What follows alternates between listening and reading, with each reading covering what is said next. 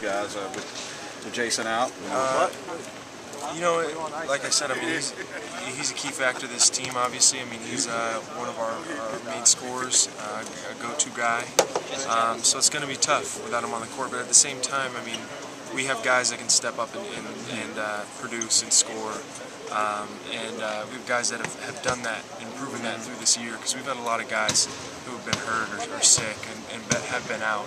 So I know we're going to have guys that are going to step up and play great next game. We're just going to stick to the same game plan and have the same mentality, just to play hard the entire game. And I think we'll be great. We'll be fine with that. What did you think of the, like on the record, what did you, I mean, y'all saw what happened. What did you think of what the league handed down to give them both a one-game suspension?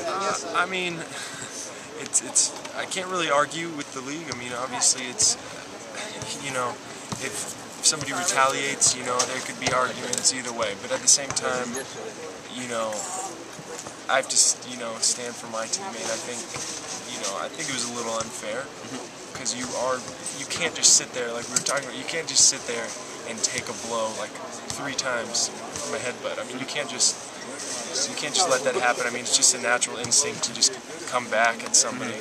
And it's not like he came back and punched him. I mean, it was like a little push away, kind of. Well, yeah. So, I think it's a little ridiculous, but it happened. You know, I'm sorry. The counter argument to that, though, is Jay Rich wasn't involved in the play. You know, with Dwight and came over. I mean, but is it hard not to, in the heat of the moment, not to? Yeah, and guys, you know, you want to step up for your teammates. You want to, you can't just let that happen and just let it go. I mean,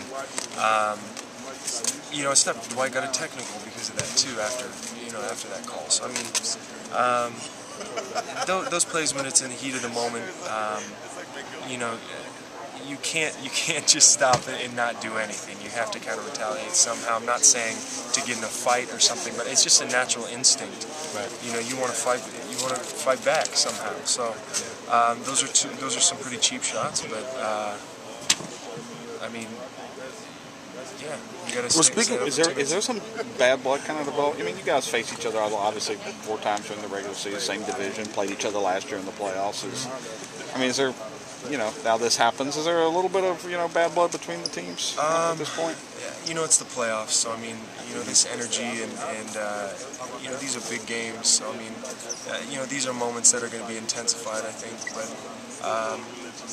I think it's just natural in the playoffs to have bad blood for the other team. You know, you want to win, you want to prove who's a better team, and obviously I think next game we're going to come out and prove that we are the better team. You know, we've struggled shooting the ball. Last game we didn't play, you know, like we know we can play. So we're just going to bring a ton of energy, stick to the game plan, and I think we'll play great. I mean, we're not making our shots, and we're in these games. I mean, we're very close down to the wire. So I mean, we're just going to concentrate on things we can control, like playing hard and on the defensive end. Game one, it seemed like you guys, they did a good job of limiting your open shots. Game 2, you got more of them and you just didn't make them. What was your assessment of Game 3 as far as how many open looks you guys got?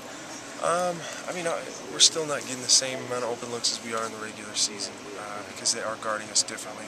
They're focusing a lot on just playing one-on-one game with Dwight, and the rest of the guys they're kind of trying to eliminate our shooting, because I think that's a huge strength for us. But it's hard to completely, you can't completely stop us, because obviously if you're playing one-on-one with Dwight, we're going to get him the ball down low. And he's done a good job of feeding the ball out. I think we just need some more ball movement. Last game we didn't have a ton of ball movement. We were kind of just staying a little stagnant, I think, at times. So, I mean, as long as we just get into pick and rolls, move the ball around, and have more energy and work on the fast breaks. We got a lot of good shots off of fast breaks, so we just got to work off that. And one last thing, they're saying that from their angle that Dwight gets away with a lot of those elbows like after the play. Is that, I mean, what do you guys think about that? Are they over-exaggerating it or seeing it? I think Dwight, it's funny because, you know, one thing that he does can look like it's a lot bigger than something else somebody else does. If somebody did the same movement, it wouldn't make somebody move, but the fact that Dwight's so big and strong, he can just throw a guy out of the key like that. So I mean, I think he's had those calls. He got called for a technical foul a few games ago for that, for being too physical, I guess. But I mean, he's getting those calls. He got the same call last night. He got a technical foul after the tussle down there. So I mean, I don't think it's unfair at all because he's actually getting called for those. Right.